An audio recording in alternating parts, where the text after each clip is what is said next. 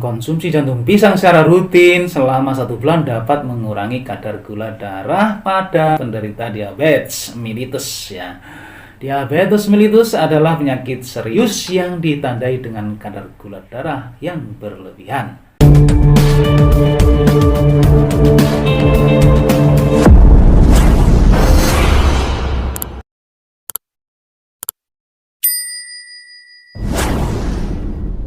Assalamualaikum warahmatullahi wabarakatuh. Salam sejahtera bagi kita semuanya. Salam Om Swastiastu, Namo Buddhaya. Salam kebajikan, Sampurasun, Rahayu, Rahayu, Rahayu.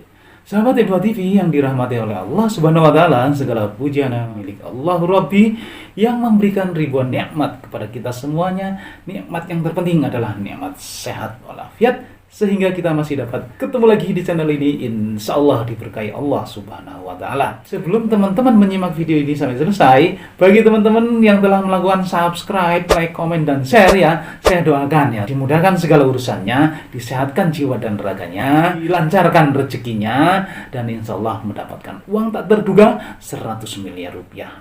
Amin ya rabbal alamin. Bagi teman-teman yang belum tahu ya, bahwa jantung pisang itu adalah bunga dari pohon pisang yang kemudian berubah menjadi buah pisang yang kalian makan ya.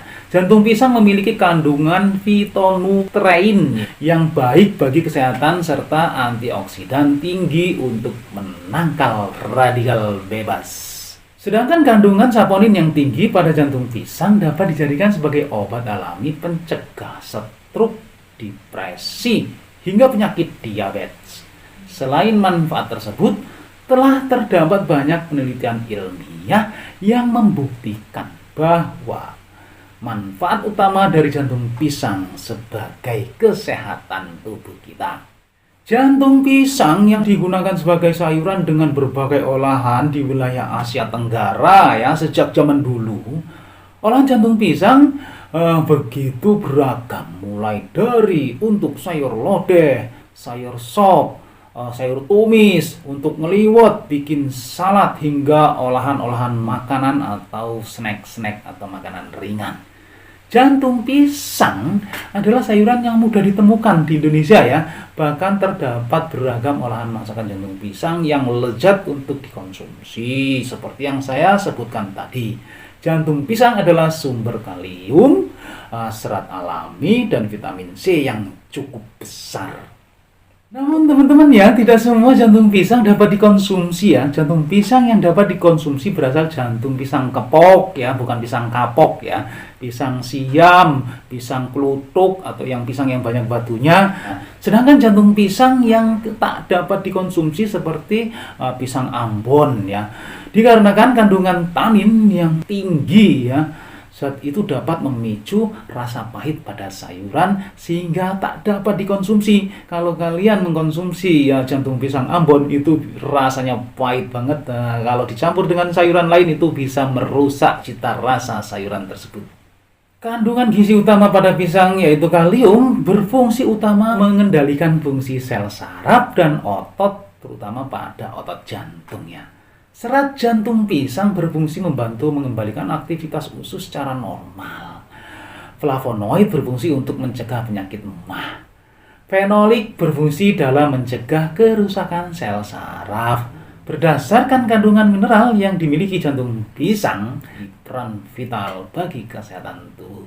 Jantung pisang tak beda dengan sayuran lainnya ya teman-teman ya, seperti apel, jambu biji, atau bayam, kangkung, dan kol. Jantung pisang juga memiliki senyawa organik yang penting dalam mengatasi berbagai macam masalah kesehatan manusia.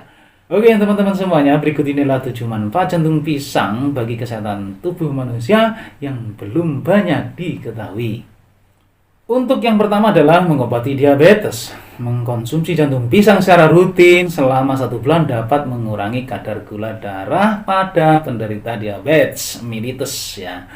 Diabetes mellitus adalah penyakit serius yang ditandai dengan kadar gula darah yang berlebihan. Jantung pisang dapat menjadi alternatif obat diabetes mellitus alami ya teman-teman ya. Seperti yang diketahui, jantung pisang kaya akan kandungan senyawa bioaktif seperti dopamin dan katekin yang merupakan golongan flavonoid. Sedangkan senyawa katekin adalah antioksidan alami yang dapat juga ditemukan dalam teh hijau ya. Senyawa ini berfungsi untuk meningkatkan sensitivitas insulin dan menurunkan kadar gula darah. Kadar serat alami yang tinggi dalam jantung pisang juga dapat menurunkan kadar gula darah dalam tubuh sehingga jantung pisang dapat menjadi obat alami diabetes mellitus. Yang kedua adalah membantu normalisasi pendarahan saat menstruasi. Sejak dahulu kala ya, jantung pisang telah digunakan untuk mengobati kehilangan darah yang berlebihan saat siklus menstruasi. Jantung pisang juga membantu mengurangi rasa sakit akibat kram otot. Hal tersebut terjadi karena jantung pisang dapat meregulasi hormon progesteron yang mampu mengurangi rasa sakit saat menstruasi. Jantung pisang juga dipercaya membantu wanita yang menderita POCS atau Polycystic Ovarian Syndrome.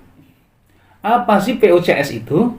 POCS adalah gangguan hormonal yang menyebabkan siklus menstruasi menjadi lebih cepat atau lebih lambat. Sindrom ini dapat menyebabkan pembesaran ovarium dengan kista kecil pada tepi luar. Oke, kita lanjut. Yang ketiga adalah sebagai antioksidan alami. Jantung pisang sangat kaya akan antioksidan sehingga dapat memerangi radikal bebas yang begitu berbahaya di dalam tubuh ya.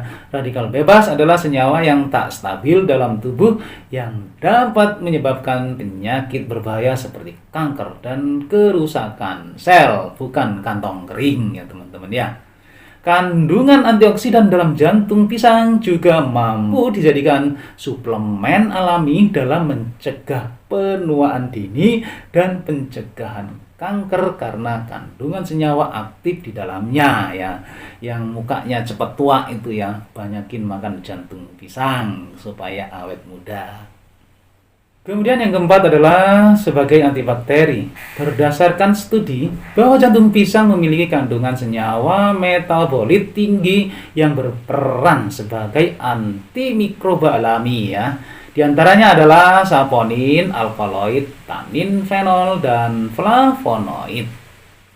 Selain berfungsi sebagai antibakteri, jantung pisang juga dapat dijadikan anti jamur secara alami. Berdasarkan studi, ekstrak jantung pisang dapat digunakan sebagai obat alami, yaitu jamur pada rambut dan mengobati luka bakar dengan cepat.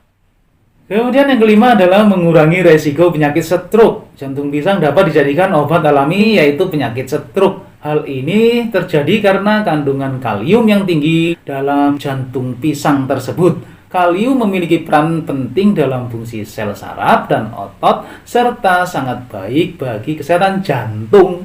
Jantung pisang dengan jantung manusia ya teman-teman ya.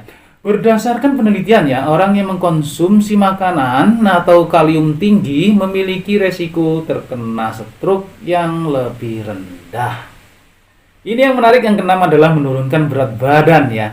Berat badan berlebihan atau biasa dikenal dengan obesitas adalah kondisi lemak tubuh berlebihan yang dapat meningkatkan berbagai resiko kesehatan. Orang gemuk itu banyak penyakitnya. Ya, jantung pisang dapat menjadi makanan terbaik untuk diet.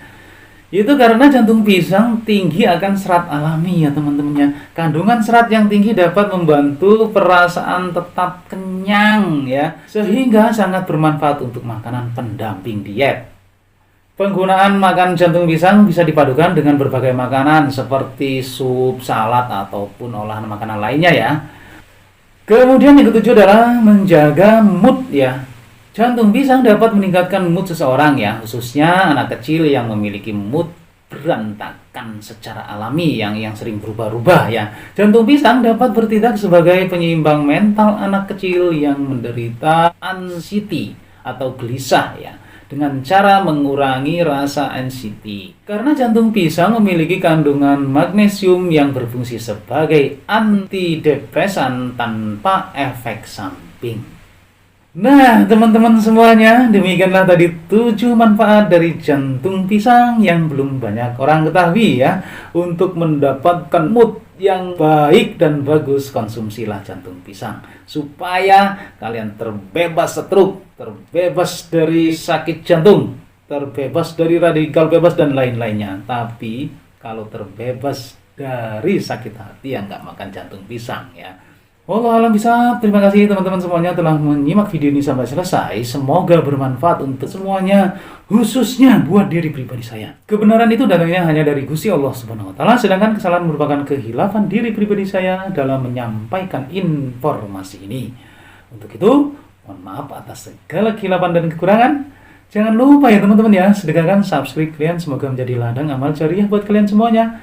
Sampai ketemu lagi dengan saya di video saya selanjutnya. Wallahul muwaffiq ila aqwamit thoriq. Wassalamualaikum warahmatullahi wabarakatuh.